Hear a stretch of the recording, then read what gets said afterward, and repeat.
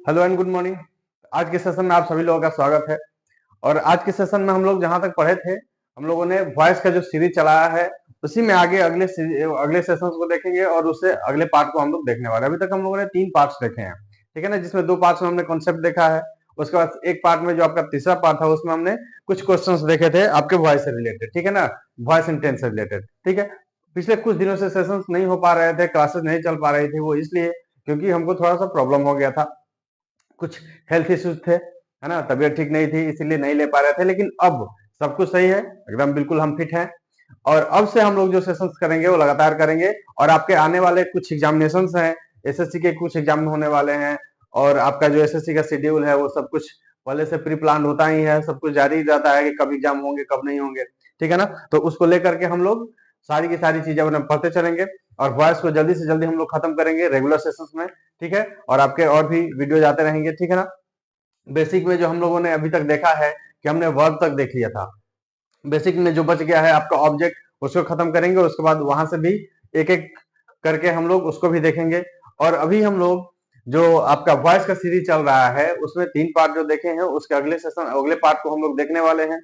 और हम एक चीज और स्टार्ट करेंगे कि हम लोग रोज रोज नहीं तो कम से कम एक दिन के अल्टरनेट पे, वन डे के अल्टरनेट पे हम लोग क्या करेंगे कि प्रीवियस ईयर के क्वेश्चंस को देखेंगे कि किस तरह के क्वेश्चंस हमारे एसएससी में पूछे गए हैं। क्योंकि जो पूछे गए हैं अगर वो हमसे बन पाते हैं तो ये उम्मीद कर सकते हैं कि आगे पूछे जाने वाले भी हमसे बनेंगे, ठीक है ना। तो कॉन्सेप्ट को पहले सीखेंगे, उसके बाद उससे रिलेटेड क्वेश्चंस को बनाएंगे। ये हम लोग काम डेली बेसिस पे करेंगे, तब तक करेंगे जब तक हमारा एग्जाम खत्म नहीं हो जाता। तो एग्जाम तक ये काम चलता रहेगा, ठीक है ना। तो कल से यानी कि नेक्स्ट डे से, अगले सेशन से आपको 2-2 वीडियोज मिलेंगे, ठीक है। एक हम जो रेगुलर पढ़ रहे हैं, आपके वॉइस जो चल रहा है इसका सीरीज का चलता रहेगा। उसके बाद एक आपका वीडियो मिलेगा, एक आपका सेशन जो होगा वो आपके प्रीवियस ईयर के क्वेश्चंस पर आधारित होगा। और उसमें क्या क्या किस तरह के कॉन्सेप्ट, यानी कि हर एक टॉपिक के, हर एक नाउन हो, प्रोनाउन हो, एडजेक्टिव हो, सबसे रिलेटेड क्वेश्चंस जो होंगे वो कॉन्सेप्ट के साथ हम लोग देखेंगे। ताकि अगर आप कुछ नहीं भी पढ़े हैं तो सीधे कॉन्सेप्ट अगर आपके पास हो तो आप क्वेश्चंस को डील कर सके, क्वेश्चन को बना सके, ठीक है। तो आइए टाइम वेस्ट नहीं करते हैं और स्टार्ट करते हैं आज के सेशन को, जिसमें हम लोगों को देखना है, क्या देखना है। तो हमने आपको बताया, पिछले सेशन में हमने यह देख लिया था कि हम लोग वॉइस जो पढ़ रहे हैं उसमें हमने 2 वीडियोज अभी तक देखे हैं। और 2 वीडियोज में हमने वॉइस एंड टेंस देखा है। हमने बताया था कि टेंस जो होते हैं वो एक्टिव वॉइस में 12 होते हैं, लेकिन अगर उनके पैसिव की बात की जाए तो मात्र 8 का ही पैसिव बनता है। उनमें से perfect tense, perfect continuous tense जो होता है किसी भी टेंस का, उसका नहीं बनता, और एक फ्यूचर कंटिन्यूअस का नहीं बनता। तो इस तरीके से present perfect continuous, past perfect continuous, future perfect continuous और फ्यूचर कंटिन्यूअस टेंस, ये 4 का नहीं बन पाता है। तो हमारे पैसिव में सिर्फ 8 ही वॉइस होते हैं, ठीक है ना। पिछले सेशन में उसके बाद हमने उससे related tense and voice related कुछ क्वेश्चंस देखे थे, लेकिन क्वेश्चन में एक मिस्टेक हो गई है, उसको आप सुधार लेंगे, है ना। नहीं तो बाद में कहेंगे कि सर ये कैसे पढ़ा रहे हैं कि गलती ही बता दे रहे हैं। लेकिन ऐसा नहीं है, वो जल्दीबाजी में हो जाती है। आदमी एक ह्यूमन बीइंग है, वो एरर करना सबकी होती है कि हाँ किसी से भी गलती हो सकता है। तो आपको इसके लिए विचलित नहीं होना है। उसको हमने देखा, एनालाइज किया, तो हमको लगा कि नहीं, अगले सेशन में जब भी हम जाएंगे तो उसको सुधार देंगे, ठीक है ना। आइए, तो उसमें क्वेश्चन था आपका कि क्वेश्चन नंबर आपका जो भी होगा देख लेंगे, क्वेश्चन नंबर तो याद नहीं है, लेकिन क्वेश्चन था कि the painter painted the entire bungalow. ये एक्टिव वॉइस का क्वेश्चन था, जिसको हमने गलती से, सब कुछ सही था, बस पेंटर के जगह कारपेंटर कर दिए थे, ठीक है ना। तो इसको हम लोग जब बनाते हैं तो क्या हो जाएगा, तो इसका पैसिव बनाएंगे तो हो जाएगा द इंटायर बंगलो, है ना, वॉज, क्योंकि पास्ट इंडिफिनिट का है, was painted by the painter, ठीक है। ये आपका पैसिव हो जाएगा। बस गलती इतना हुआ था, उसमें बाकी कोई मेजर प्रॉब्लम नहीं था, बस ये था कि यहाँ पर पेंटर की जगह हमने कारपेंटर लिख दिया था, ठीक है ना। वो मिस्टेक को जल्दीबाजी में हो जाता है। एक और क्वेश्चन था कि I will write an essay, ठीक।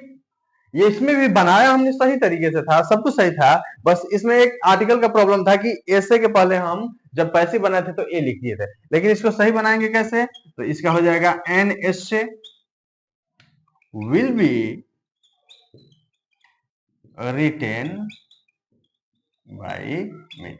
तो ये सही है। उसमें जो गलती हो गया था वो क्या हुआ था कि पेंटर के जगह हमने कारपेंटर कर दिया था और यहाँ पर ऐसे के पहले एन का यूज ना करके ए का यूज कर दिया था। तो इसको आप सुधार लेंगे, इसको देख लेंगे, ठीक है ना। वो आपका हो गया था मिस्टेक मेरे से, वो मेरी गलती थी, I am sorry for that.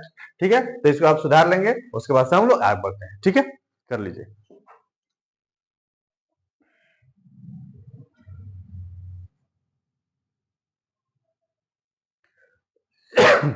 चलिए, आई होप कि आप लोगों ने सुधार लिया होगा। आइए आगे हम लोग देखते हैं।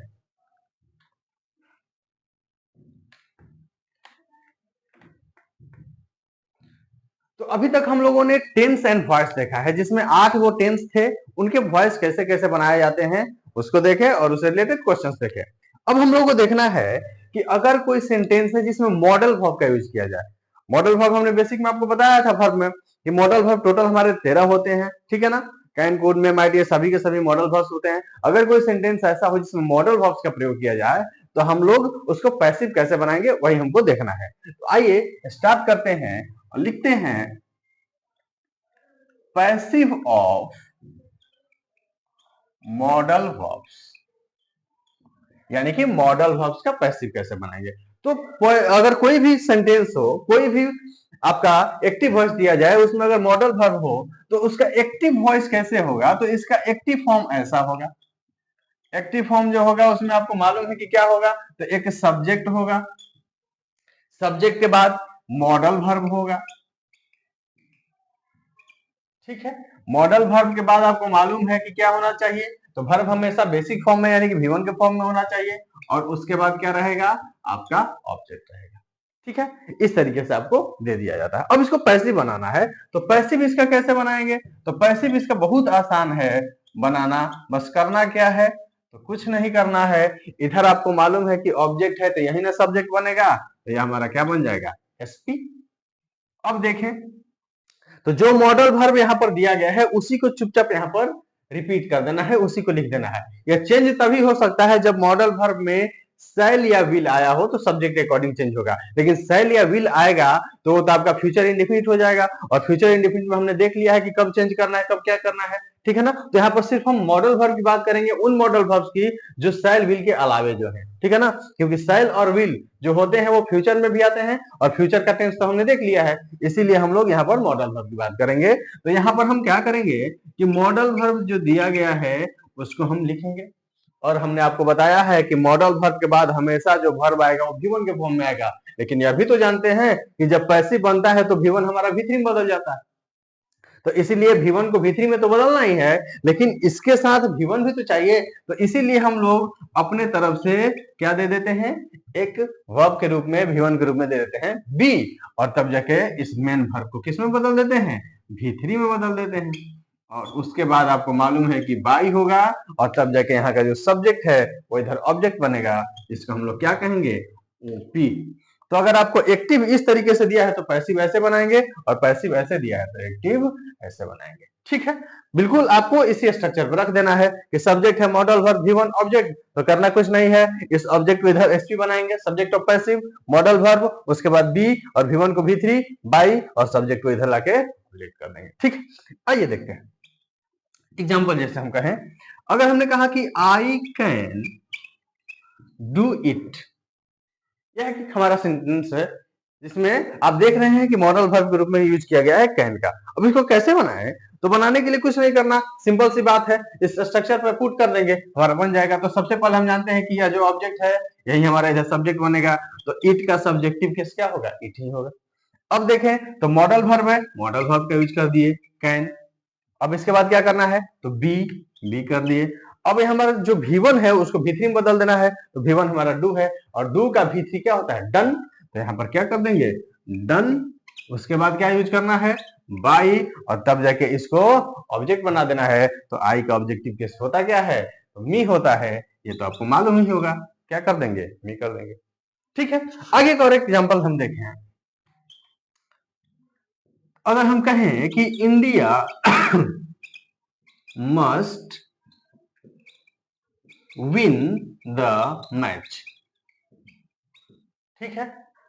India must win the match. तो आप देख रहे हैं कि इसमें सब्जेक्ट हमारा इंडिया है, मॉडल वर्ब मस्ट V1 और ये ऑब्जेक्ट। तो ऑब्जेक्ट को इधर बनाएंगे सब्जेक्ट, तो क्या हो जाएगा द मैच। उसके बाद मॉडल वर्ब दे देना है मस्ट, फिर क्या करना है बी, मस्ट बी।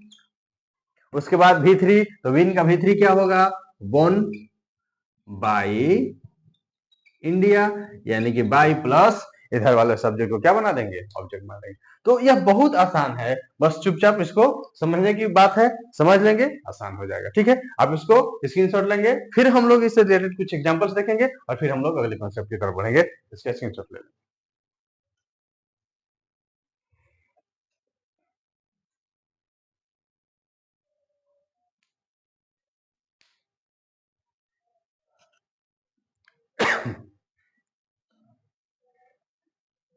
ठीक है, तो आइए आगे देखते हैं।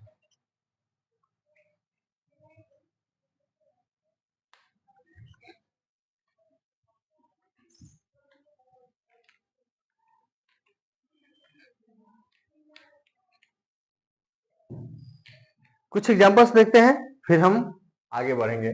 तो एक एग्जांपल है आपका कि अगर हम कहें कि यू शुड हेल्प हिम, ठीक है, यह एक एग्जांपल हो गया। दूसरे की अगर हम बात करें, ही ought to look after his parents, यह एक एग्जांपल हो गया। तीसरे एग्जांपल की बात करें तो अगर हम कहें कि राधा कुड कुक फूड, ठीक।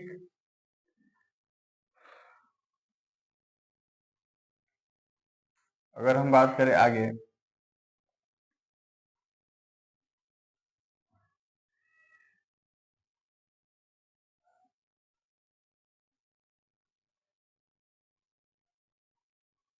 अगर हम कहें कि आई में हेल्प यू, इस तरीके से ये कुछ एग्जांपल्स है ना, इसी से रिलेटेड आपके मॉडल वर्ब के एग्जाम्पल्स या क्वेश्चंस पूछे जाते हैं। ठीक है, तो इसको हम लोग देख लेंगे तो हमारा आसान हो जाएगा, बना सकते हैं। तो हम देख रहे हैं कि पहला है यू शुड हेल्प हिम, तो you subject, should helping verb modal verb, उसके बाद मेन वर्ब ऑब्जेक्ट। इसको बनाना क्या है, तो इधर पहले लेके आएंगे तो क्या हो जाएगा हिम जो होगा वो सब्जेक्टिव केस में ही हो जाएगा। उसके बाद मॉडल वर्ब दिया गया है, मॉडल वर्ब लिख लेंगे।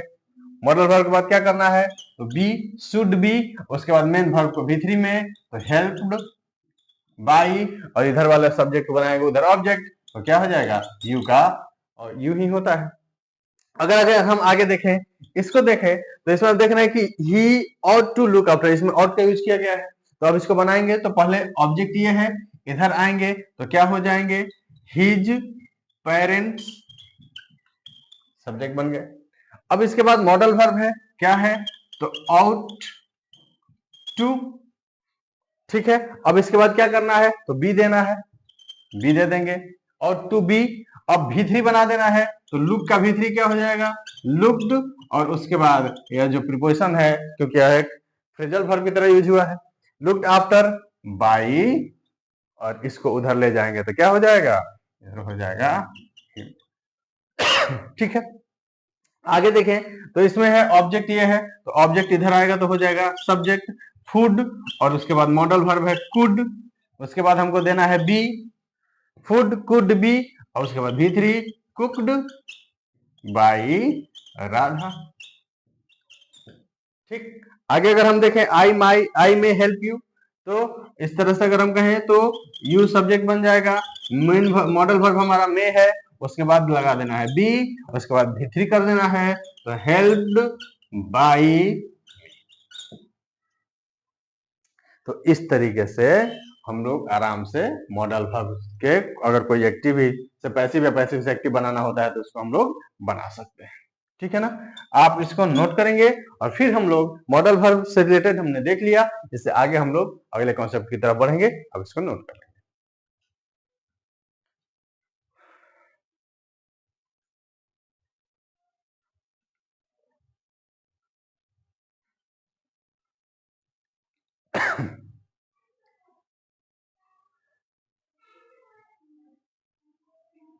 ठीक है, चलिए।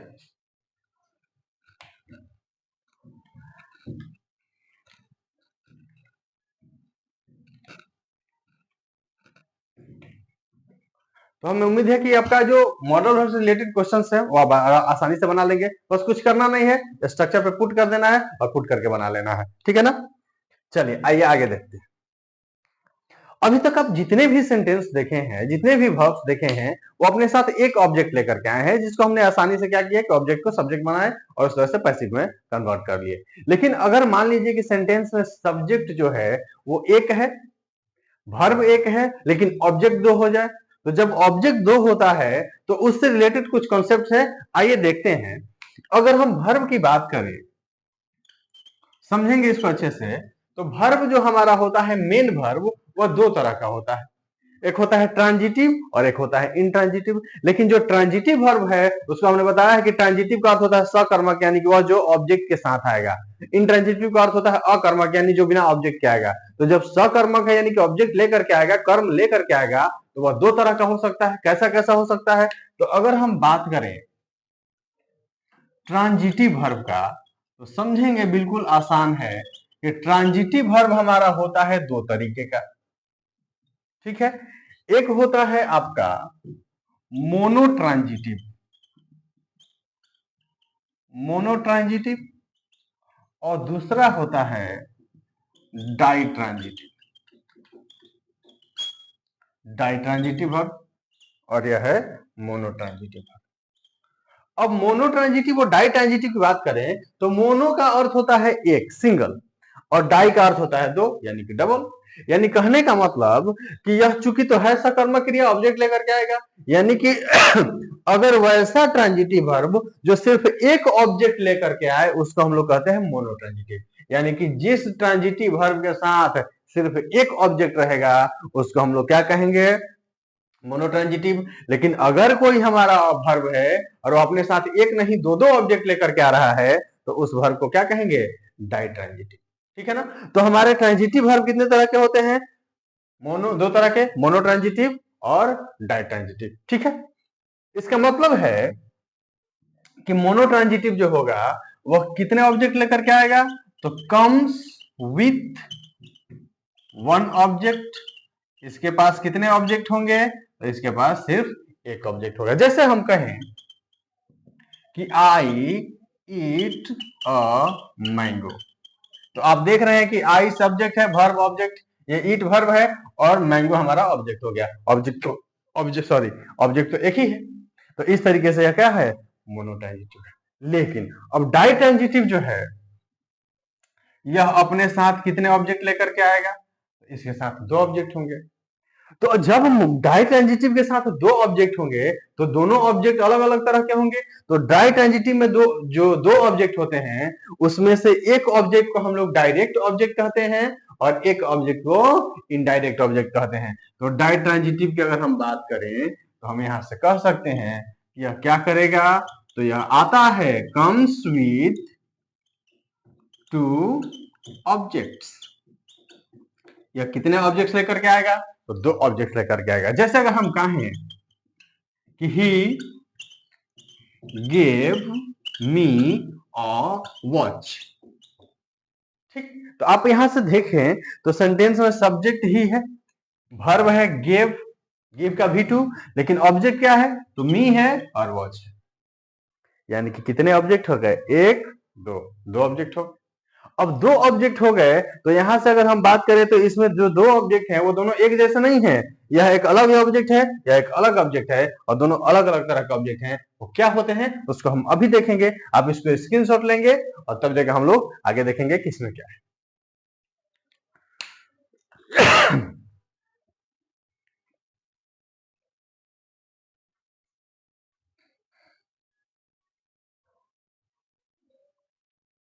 आइए देखते हैं। तो आपने देखा कि यह डाई ट्रांजिटिव, डाई ट्रांजिटिव में कितने ऑब्जेक्ट? दो ऑब्जेक्ट होते हैं, जिसमें से एक यह ऑब्जेक्ट हो गया, एक यह ऑब्जेक्ट हो गया। तो अब देखा जाए तो इस डाई ट्रांजिटिव में जो ऑब्जेक्ट होगा वह ऑब्जेक्ट होगा दो तरह का। ठीक है, खूब आराम से समझना है। कि यह जो डाई ट्रांजिटिव में हमारा ऑब्जेक्ट है वह कितने तरह का ऑब्जेक्ट है? दो तरह का है।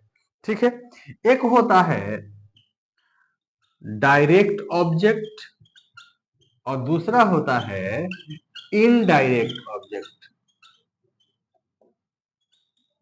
ठीक, ऑब्जेक्ट जो हमारे हैं डाई ट्रांजिटिव में ऑब्जेक्ट कितने तरह के? दो तरह के, डायरेक्ट ऑब्जेक्ट और इनडायरेक्ट ऑब्जेक्ट। अब कैसे पहचानेंगे कि कौन सा ऑब्जेक्ट डायरेक्ट है और कौन सा ऑब्जेक्ट इनडायरेक्ट है? तो इसका बिल्कुल आसान तरीका है। आसान तरीका यह है कि जब हम लोग देखते हैं कि ऑब्जेक्ट में से अगर कोई सजीव है या कोई निर्जीव है, तो सजीव और निर्जीव तो पहचान सकते हैं। तो जो ऑब्जेक्ट निर्जीव होगा यानी कि जो ऑब्जेक्ट नॉन लिविंग होगा वह ऑब्जेक्ट हमारा हो जाएगा डायरेक्ट ऑब्जेक्ट।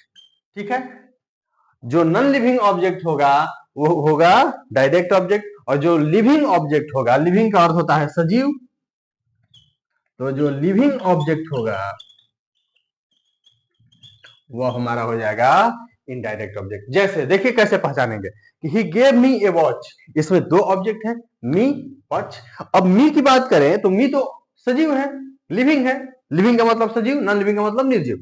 तो यहां पर मी जो है कि he gave me A watch, उसने मुझे एक घड़ी दी, तो मुझे दी तो मैं तो सजीव हूं।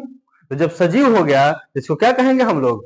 Indirect object. और क्या दिया? तो घड़ी दी।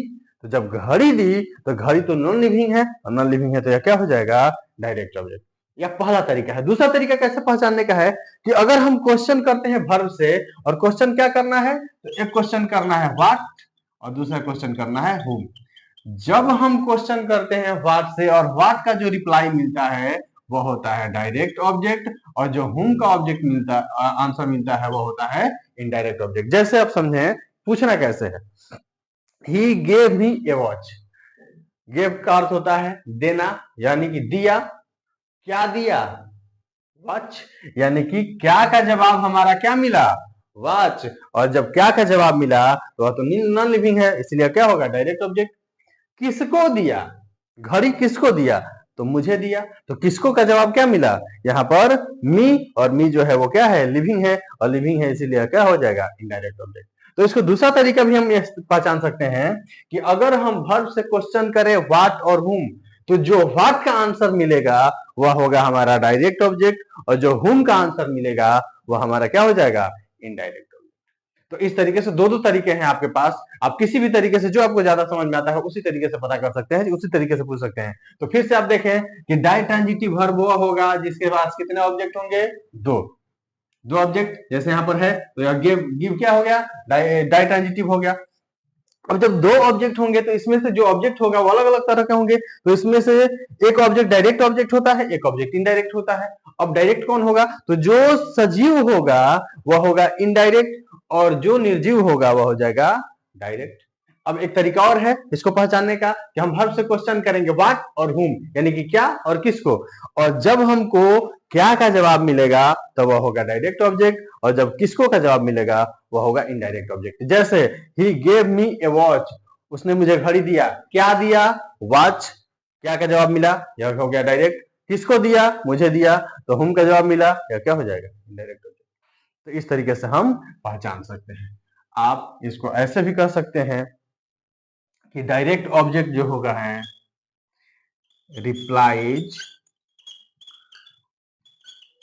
व्हाट, यानी कि यह व्हाट को रिप्लाई करता है, और जो इनडायरेक्ट है यह क्या करता है? तो रिप्लाई करता है रिप्लाइज हुम। तो इस तरीके से हम पहचान सकते हैं। बिल्कुल आसान से समझना है। अगर एक बार में ना समझ में आए तो इसको दोबारा देखिए, 3 बार देखिए, सारे की चीजें क्लियर कर लीजिए। आप इतना तक क्लियर करिए, फिर इससे आगे हम लोग इससे रिलेटेड कॉन्सेप्ट और क्वेश्चन कैसे पूछे जाते हैं वो देखेंगे। ठीक है, थैंक यू। देखिए,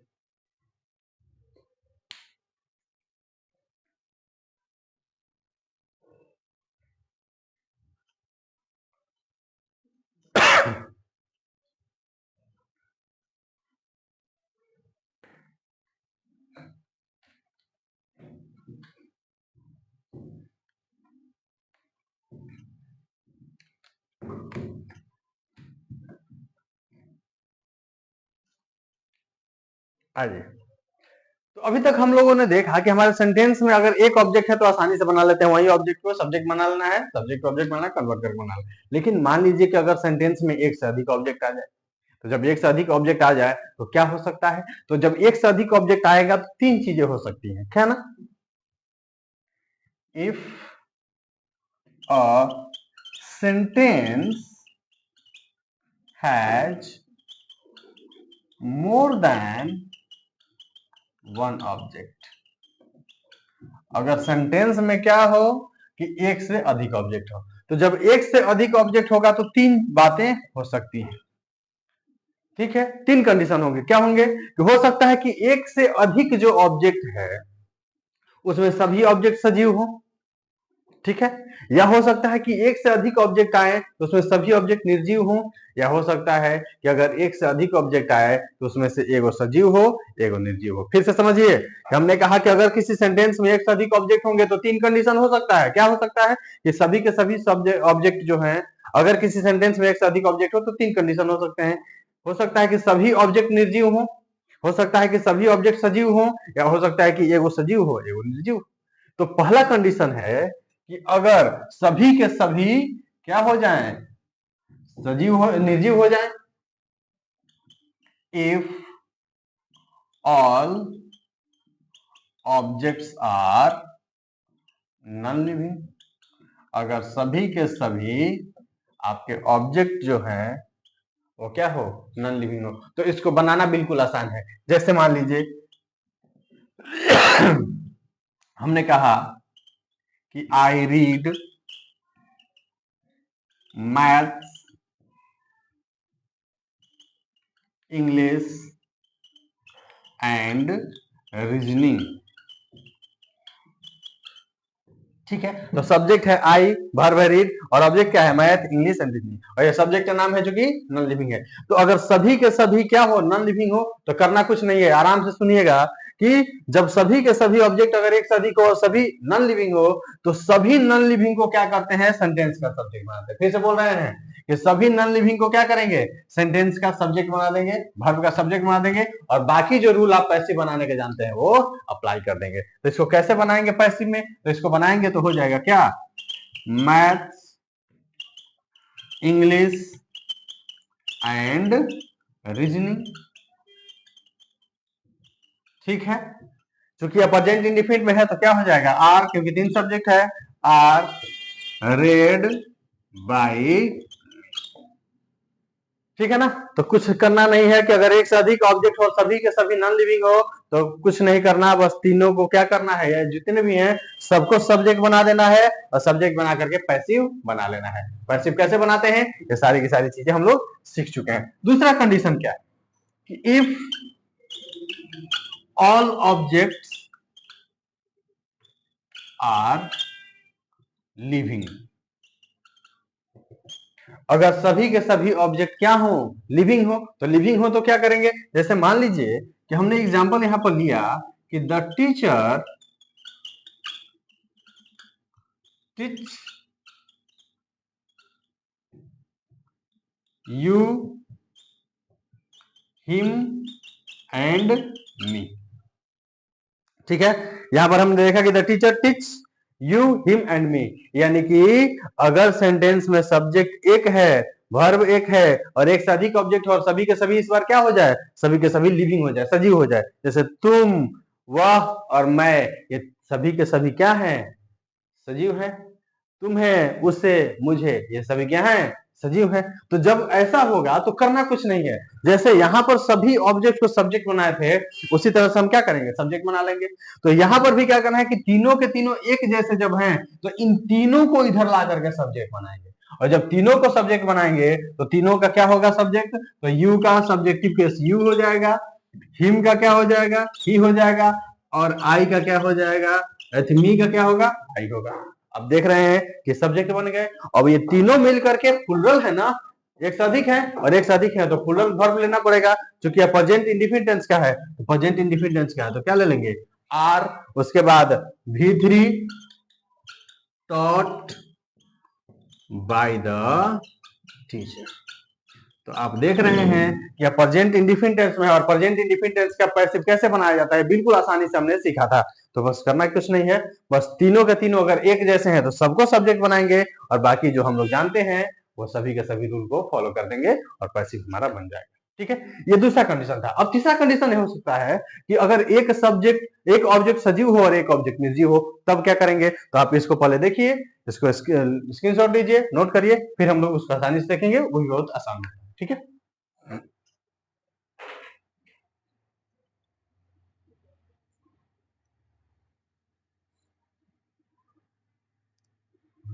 आइए देखते हैं।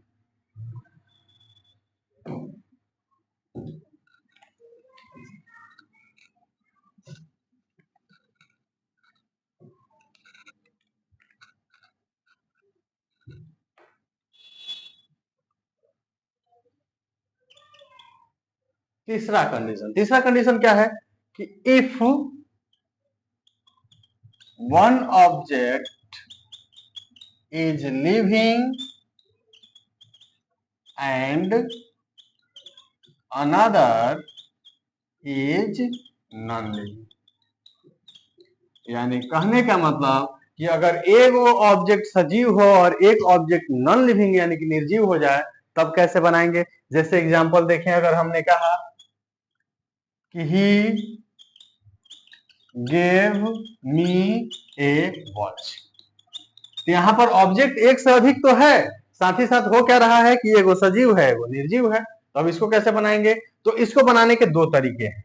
ठीक है, पहला और दूसरा खूब आराम से समझेंगे। जो आपको ऑप्शन में मिलेगा, जिस तरीके से बना करके ऑप्शन में दिया जाएगा, आप उसी को टिक करेंगे, उसी तरह से बनाएंगे जो आपको आसान लगेगा। ठीक है, अब आप देख रहे हैं कि सब्जेक्ट है, वर्ब है, और ये दोनों ऑब्जेक्ट है। अगर पहले तरीके की बात करें तो हमको अब यहाँ पर दो दो ऑब्जेक्ट है, तो ऑब्जेक्ट को ही तो सब्जेक्ट बनाना होता है। तो हम दोनों ऑब्जेक्ट हैं, तो दोनों में से किसी को भी सब्जेक्ट बना सकते हैं। या आपके माइंड में आ सकता है कि ये सब ऑब्जेक्ट है, ये ऑब्जेक्ट है, तो हम इसको भी बना सकते हैं, इसको बना सकते हैं। तो क्या करें? तो अब देखिए कि जब हम सजीव ऑब्जेक्ट को सब्जेक्ट बनाएंगे, यानी कि इसको सब्जेक्ट बनाएंगे, तो यह जो ऑब्जेक्ट है जहां पर है वही छोड़ देंगे। ध्यान से देखना है, ध्यान से सुनना है कि अगर हम सजीव ऑब्जेक्ट को सब्जेक्ट बनाते हैं तो ये जहां पर रहेगा वही छोड़ देंगे। तो अगर हम इसको बनाए तो क्या हो जाएगा? आई। या पास्ट इंडिफिनिट टेंस है, पास्ट इंडिफिनिट टेंस है तो वाई के अकॉर्डिंग वाज लगेगा। क्यों लगेगा? सब कुछ जानते हैं आप। अब क्या है? तो अब मेन वर्ब को V3 में बदलना है, तो गेव का क्या हो जाएगा? गिव है।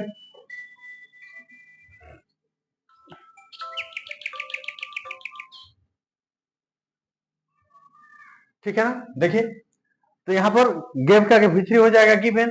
ठीक आगे देखा जाए तो अब यहां पर गिवन के बाद मी तो यहां आ गया, अब यही ना बचेगा। तो क्या करेंगे? I was given A watch by, अब यहां पर जो ऑब्जेक्ट है, सब्जेक्ट है, उसको क्या बना देना है? ऑब्जेक्ट बना देना। ठीक है, तो पहला हमने क्या किया कि अगर हम चाहें कि सजीव ऑब्जेक्ट को सब्जेक्ट बनाए तो इसको बना सकते हैं, और बाकी जो निर्जीव बचेगा उसको वहीं छोड़ देंगे जहां पर वो है। तो यहाँ पर वर्ब के बाद यही बच जाएगा, वर्ब के बाद वो है, और बाकी जो पैसिव बनाने का रूल है, नियम है, वो सब आपको मालूम है। दूसरा तरीका अब हमको ये हो सकता है कि हमारा जो ये बन सकता है, तो ये भी तो बन सकता है ना, इसको भी बना सकते हैं, कोई दिक्कत नहीं है, बना लीजिए। तो क्या हो जाएगा? ए वॉच। और जब निर्जीव ऑब्जेक्ट को सब्जेक्ट बनाएंगे तो सजीव ऑब्जेक्ट जहां पर है वहीं पर छोड़ देना है।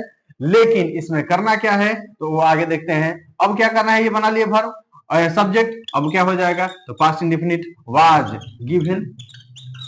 अब यहीं पर ध्यान देना है कि अगर आप निर्जीव ऑब्जेक्ट को सब्जेक्ट बनाते हैं तो सजीव ऑब्जेक्ट जहां वहीं छोड़ देंगे, लेकिन जब निर्जीव वाला ऑब्जेक्ट सब्जेक्ट बनेगा तो ऐसी स्थिति में सजीव ऑब्जेक्ट के पहले हमको एक प्रीपोजिशन टू का यूज करना पड़ता है। तो यहां पर क्या करेंगे? गिवन टू मी, और उसके बाद बाकी जो रूल है वो हम लोग बना देंगे।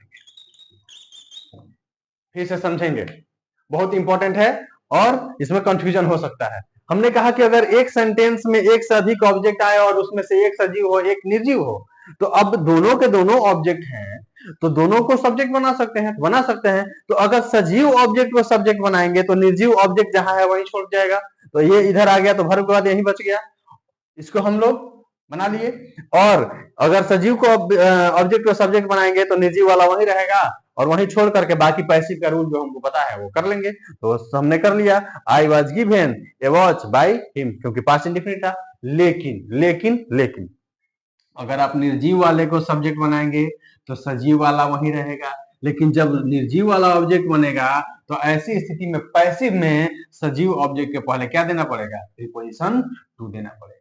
ठीक है, बस यही अंतर है, बाकी सारा कुछ वही है जो आप पैसिव के रूल जानते हैं। जैसे एक और एग्जांपल लिया जाए,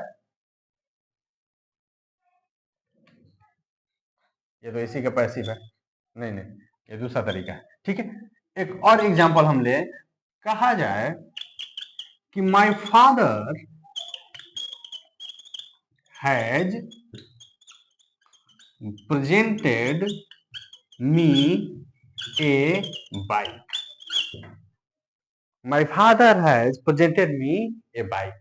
ठीक है, तो अब आप देखिए, तो इसको पैसिव बनाना है। पैसिव बनाना है तो दो तरीके, अब देखें इसमें माय फादर सब्जेक्ट हो गया, हैज प्रेजेंटेड वर्ब हो गया, मी ऑब्जेक्ट, बाइक ऑब्जेक्ट। अब इसको बनाना है तो हमने बताया दो तरीका, कि अगर हमको मन करता है सजीव को बनाने का तो बना लेंगे, तो सजीव को बनाएंगे तो क्या हो जाएगा, आई। अब सजीव ऑब्जेक्ट बना सब्जेक्ट, तो यह जहां है वही रह जाएगा, तो वर्ब के बाद यही बच जाएगा।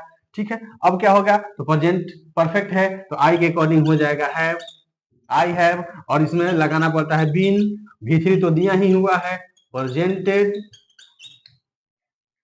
उसके बाद अब यह तो बन गया सब्जेक्ट, तो प्रेजेंटेड के बाद यही ना बच जाएगा, तो क्या हो जाएगा, ए बाइक बाई माई फादर।